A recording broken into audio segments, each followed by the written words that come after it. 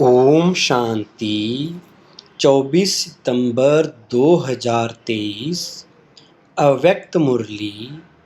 आज की मुरली के मुख्य पॉइंट्स हैं। सर्व प्राप्ति संपन्न जीवन की विशेषता है अप्रसन्नता मुक्त और प्रसन्नता युक्त।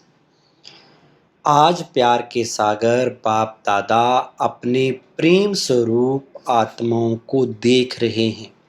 इस समय का गायन है कि अप्राप्त नहीं कोई वस्तु ब्राह्मणों के खजाने में, देवताओं के खजाने में नहीं, ब्राह्मणों के खजाने में। तो अभी ब्राह्मण हो ना, तो अनुभव करते हो कि अप्राप्त नहीं कोई वस्तु, और ये प्राप्तियां अविनाशी हैं, अल्पकाल की नहीं हैं। तो जिसको सर्व प्राप्तियां हैं उसके जीवन में क्या विशेषता होगी? सब प्राप्तियां हैं, एक भी कम नहीं है। तो उसकी चलन और चेहरे में क्या विशेषता दिखाई देगी? सदा प्रसन्नता।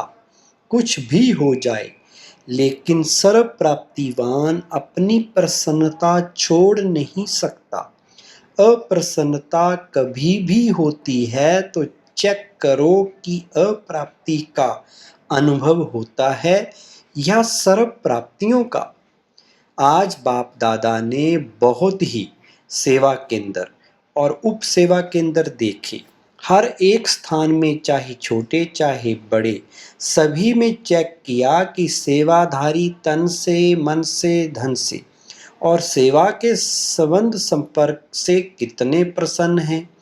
तन तो सबके पुराने हैं ही, चाहे जवान हैं, चाहे बड़े हैं, छोटे और ही बड़ों से भी कहाँ कहाँ कमज़ोर हैं। चाहे बीमारी बड़ी है, लेकिन बीमारी की महसूसता कि मैं कमज़ोर हूँ, मैं बीमार हूँ, ये बीमारी को बढ़ा देती है। क्योंकि तन का प्रभाव मन पर आ गया तो डबल बीमार हो गए। तन और मन दोनों से बीमार होने के कारण बार बार सोल कॉन्शियस के बजाय बीमारी कॉन्शियस हो जाते हैं। तो क्या देखा कि तन से तो मेजॉरिटी बीमार कहो या हिसाब किताब चुकतू करना चाहो कर रहे हैं, लेकिन 50% डबल बीमार और 50% सिंगल बीमार हैं। बाकी होना क्या चाहिए? कभी भी मन में बीमारी का संकल्प नहीं लाना चाहिए। मैं बीमार हूँ, मैं बीमार हूँ।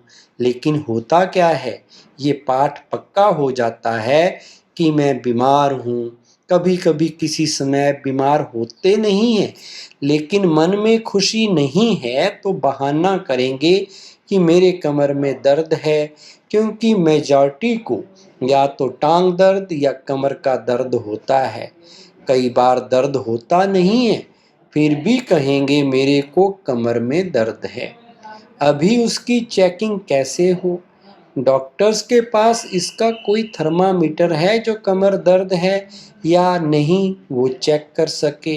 एक्सरे कराओ, ये कराओ, वो तो और ही खर्चा लगाओ। तो क्या देखा, तन के बारे में सुनाया। कई सेवाधारी ऐसे दिखाई दिए। सेवाधारी आप सभी हो, ऐसे नहीं समझना सिर्फ टीचर्स की बात है। सेवाधारी आप प्रवृत्ति वाले भी हो ना, कि जो सेंटर्स पे रहते हैं वो सेवाधारी हैं। आप लोग प्रवृत्ति में रहने वाले भी सेवाधारी हो। कभी आपके घरों का भी चक्कर लगाएंगे, देखेंगे कि कैसे सोते हैं, कैसे उठते हैं। डबल बेड है, सिंगल बेड है, अच्छा ये तो आज के चक्कर की बात है। आजकल के हिसाब से दवाइयाँ खाना ये बड़ी बात नहीं समझो, क्योंकि कलयुग का वर्तमान समय सबसे शक्तिशाली फ्रूट ये दवाइयाँ हैं। देखो कोई रंग बिरंगी तो है ना, कलयुग के लास्ट का यही एक फ्रूट है जो खा लो प्यार से। दवाई खाना ये बीमारी याद नहीं दिलाता। अगर दवाई को मजबूरी से खाते हो तो मजबूरी की दवाई बीमारी याद दिलाती है और शरीर को चलाने के लिए एक शक्ति भर रहे हैं। उस स्मृति में खाएंगे तो दवाई बीमारी याद नहीं दिलाएगी, खुशी दिलाएगी, तो बस 2-3 दिन में दवाई से ठीक हो जाएंगी। आजकल के तो बहुत नए फैशन हैं। कलयुग में सबसे ज़्यादा इन्वेंशन आजकल दवाइयाँ या अलग अलग थेरापी निकाली है। आज फलानी थेरापी है, आज फलानी। तो ये कलयुग के सीजन का शक्तिशाली फल है, इसलिए घबराओ नहीं। लेकिन दवाई कॉन्शियस, बीमारी कॉन्शियस होकर नहीं खाओ। तो तन की बीमारी होनी ही है, नई बात नहीं है। इसलिए बीमारी से कभी घबराना नहीं। बीमारी आई और उसको फ्रूट थोड़ा खिला दो और विदाई दे दो। अच्छा, ये हुआ तन की रिजल्ट। फिर और क्या देखा? मन। मन में क्या देखा? एक बात खुशखबरी की ये देखी कि मेजॉरिटी हर एक सेवाधारी के मन में बाप का प्यार और सेवा का उमंग दोनों हैं। बाकी 25% कोई मजबूरी से चल रहा है, वो छोड़ो। लेकिन मेजॉरिटी के मन में ये दोनों बातें देखी। और ये भी देखा कि बाप से प्यार होने के कारण याद में भी शक्तिशाली हो बैठने का, चलने का, सेवा करने का अटेंशन बहुत देते हैं। लेकिन खेल क्या होता है कि चाहते हैं कि याद की सीट पर अच्छी तरह से सेट होकर बैठ जाएं, लेकिन थोड़ा टाइम तो सेट होते हैं, फिर हिलना डुलना शुरू होता है। जैसे बच्चा होता है, उसको ज़्यादा टाइम सीट पर बिठाओ तो हिलेगा ज़रूर। तो मन भी अगर कंट्रोल में, ऑर्डर में नहीं है, तो थोड़ा टाइम तो बहुत अच्छे बैठते हैं, चलते हैं, सेवा भी करते हैं।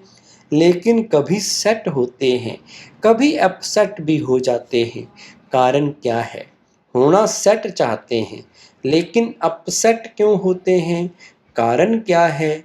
एकाग्रता की शक्ति, दृढ़ता की शक्ति उसकी कमी है। प्लान बहुत अच्छा सोचते हैं, ऐसे बैठेंगे, ये अनुभव करेंगे, फिर ये सेवा करेंगे, फिर ऐसे चलेंगे।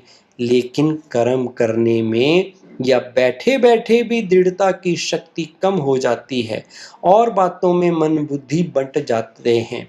चाहे काम में बिजी नहीं है, लेकिन व्यर्थ संकल्प ये सबसे बड़ा काम है जो अपने तरफ खींच लेता है। तो स्थूल काम नहीं भी हो, लेकिन दृढ़ता की शक्ति बंटने के कारण मन और बुद्धि सीट पर सेट होने के बजाय हलचल में आ जाते हैं। बाप दादा ने आप सबको जो काम दिया था वो देखा। बाप दादा के पास सब चिट्ठियां पहुंची, लेकिन कई बच्चे बड़े चालाक हैं। चालाकी क्या करते हैं? चिट्ठी लिखते हैं लेकिन नाम नहीं लिखते। ऐसे समझकर करते हैं बाबा तो जानता है, फिर भी अगर काम दिया है तो काम तो पूरा करो ना। टीचर अगर कहे ये लिख कर लाओ, और टीचर को कहो आप तो जानते हो ना मुझे ये लिखना आता है, तो टीचर मानेगा? तो कई तो नाम ही नहीं लिखते। लेकिन जो भी जिस ग्रुप में काम दिया है, मेजॉरिटी सबकी ये खुशी की बात देखी कि सबने लिखा है कि हम डायमंड जुबली तक करके दिखाएंगे। ये मेजॉरिटी का है, आप सबका भी है। जीवन मुक्त हो जाएंगे। अगर सभी बातों से मुक्त हो गए तो क्या हो जाएंगे? जीवन मुक्त हो जाएंगे ना। तो सभी ने अपनी हिम्मत, उमंग अच्छा दिखाया है, चाहे फॉरेन वालों ने, चाहे भारत वालों ने। उमंग उत्साह सभी का अच्छा है। कोई कोई ने, बहुत थोड़ों ने लिखा है कि हमको टाइम लगेगा।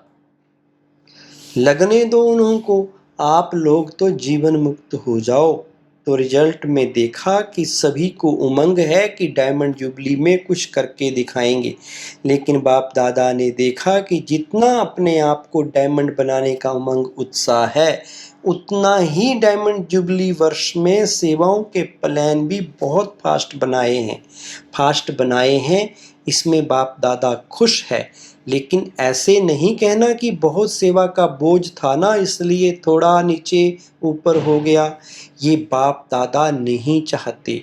सेवा जो स्वयं को व दूसरे को डिस्टर्ब करे वो सेवा नहीं है, स्वार्थ है। और निमित्त कोई ना कोई स्वार्थ ही होता है। इसलिए नीचे ऊपर होते हैं। चाहे अपना चाहे दूसरे का स्वार्थ जब पूरा नहीं होता है तो उस सेवा में डिस्टरबेंस होती है।